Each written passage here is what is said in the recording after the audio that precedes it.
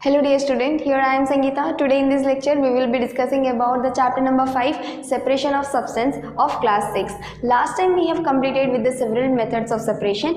आज हम नेक्स्ट आगे के मेथड्स पढ़ने वाले हैं, sieving, filtration, sedimentation and decantation.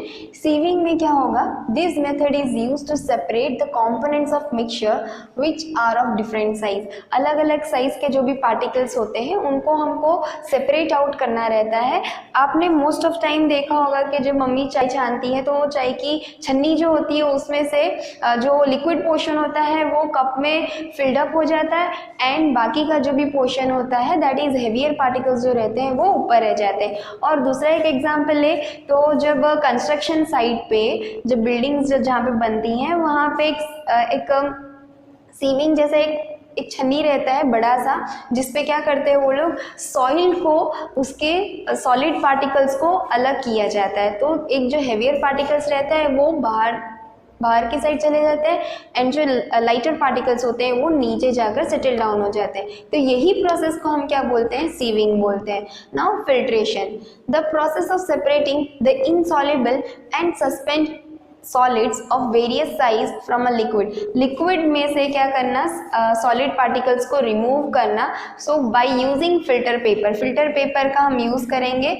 कोई भी एक फिल्टर को हम यूज़ करते हैं ताकि हम क्या कर सके? सॉलिड पार्टिकल्स और लिक्विड पोर्शन को हम डिफ्रेंशिएट कर सके, उसको अलग कर सके, सेपरेट कर सके. यही प्रोसेस को हम क्या बोलते हैं? फिल्ट्रेशन बोलते हैं. Now sedimentation and decantation. Sedimentation और डिकेंटेशन एक दूसरे से थोड़े बहुत मिलते जुलते हैं, एक ही प्रोसेस में कंक्लूड है, पर the method is based on the principle of different densities of two components. अब density मतलब उनका जो भी weight होगा, उनका एक वॉल्यूम होता है, वो उस वॉल्यूम के हिसाब से वो दोनों को हम सेपरेट करेंगे. जैसे कि दो सब्सटेंस हैं जिनका हेवियर पार्टिकल होगा वो नीचे जाकर सेटल डाउन हो जाएगा और जो लाइटर पार्टिकल होगा वो ऊपर फ्लो होगा. तो वो जो फ्लोट किया वाला जो लाइटर पार्टिकल है उसको हम अलग से रिमूव कर देंगे. सेडिमेंटेशन और डिकेंटेशन एक बार हम देख लेते हैं कि क्या होता है. Sedimentation, the process of settling down of heavier insoluble particles. Examples के साथ में आपको मैं बताऊं तो आप क्या करें? एक ग्लास में वाटर लो, वाटर के साथ में वाटर एंड सॉइल दोनों को मिक्स करो. हाफ एन आवर के लिए उसको ऐसे ही लेफ्ट आउट रहने दो, थोड़ी देर के लिए, हाफ एन आवर के लिए. तो उसमें क्या होगा? जो सॉलिड पार्टिकल्स हैं, जो सॉइल पार्टिकल है, जो हेवियर पार्टिकल है वो क्या हो जाएंगे? नीचे जाकर सेटल डाउन हो जाएंगे. और यही प्रोसेस को हम क्या बोलते हैं? सेडिमेंटेशन बोलते हैं.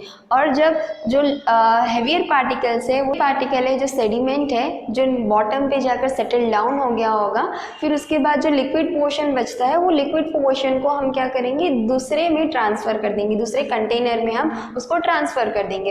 तो वही transfer of that liquid portion, उसी प्रोसेस को हम क्या बोलते हैं? डिकेंटेशन बोलते हैं. इससे एक्चुअली में फ़ायदा क्या होता है? कोई भी अगर बहुत ज़्यादा वाटर हो उसमें सेडिमेंटेशन हमने करवाया और उसमें से जो भी प्योर वाटर है उसको अगर हमको सेपरेट करना हो तो हम सेडिमेंटेशन और डिकेंटेशन का प्रोसेस जो है उसको अप्रिशिएट मतलब वहाँ पे हम उसको इन्वॉल्व कर सकते हैं. Now decantation, sedimentation, the process of settling down of heavier insoluble particles. जो वाटर में सॉल्युबल ना हो, जो भी एक लिक्विड में सॉल्युबल ना हो, वो जो पार्टिकल्स होंगे वो क्या हो जाएंगे? नीचे जाकर सेटल डाउन हो जाएंगे बॉटम पे और उसी को हम क्या बोलते हैं? सेडिमेंट बोलते हैं. उस सब्सटेंस को हम क्या बोलेंगे? सेडिमेंट बोलेंगे. और ये प्रोसेस को हम क्या बोलेंगे? Sedimentation. Particles in a mixture of water called sedimentation and insoluble substance are called as sediment.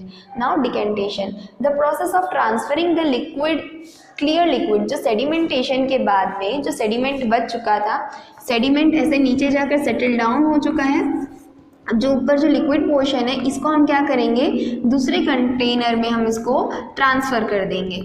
So pure clear liquid जो है हम उसको ट्रांसफ़र कर देंगे. यही प्रोसेस को हम क्या बोलते हैं? Decantation. After sediment without disturbing the sediment. और इस तरीके से हमको लिक्विड को दूसरे कंटेनर में ट्रांसफ़र करना है ताकि जो सेडिमेंट है उस पर कोई भी इफेक्ट ना पड़े, सेडिमेंट थोड़ा सा भी हिलना नहीं चाहिए, नहीं तो फिर क्या होगा, वही प्रोसेस फिर से हमें दोबारा रिपीट करनी पड़ेगी। नाउ नेक्स्ट है separation of soluble solids from the mixtures. अब कोई कोई ऐसे सोल्यूबल होते हैं जो वाटर के साथ पूरी तरह से टोटली मिक्सड अप रहते हैं, तो उसको हमको अलग तरीके से, अलग मेथड से उसको सेपरेट करना रहता है। As for example evaporation and condensation.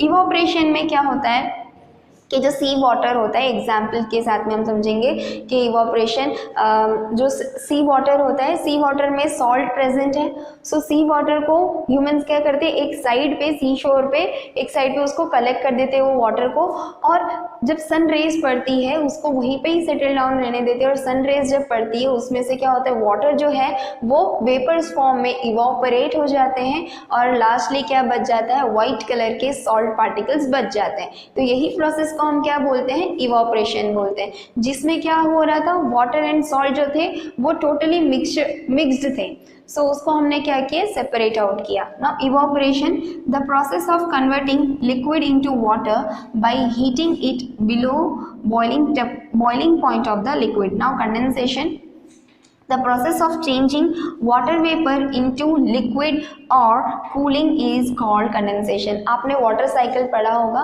Water cycle में सबसे पहले कौन सा प्रोसेस होता था, इवोपरेशन। जो भी रिवर में से वाटर जो है वो इवोपरेट हो जाते थे, और जो क्लाउड्स है उसमें वाटर के ड्रॉपलेट्स जो है वो एकदम कंडेंस हो जाते थे, और देन उसके बाद में जब एक हल्की सी ठंडी सी हवा, कूलिंग एयर जो है जब एयर में फ्लो होती है, सो जो वाटर ड्रॉपलेट्स, जो वाटर क्लाउड्स में प्रेजेंट है वो किस फॉर्म में फिर फ्लो होते हैं, दैट इज वाटर ड्रॉपलेट्स के फॉर्म में। तो यही प्रोसेस को हम क्या बोलते हैं, कंडेंसेशन बोलते हैं। So here we have completed our chapter with various types of method. Now thank you.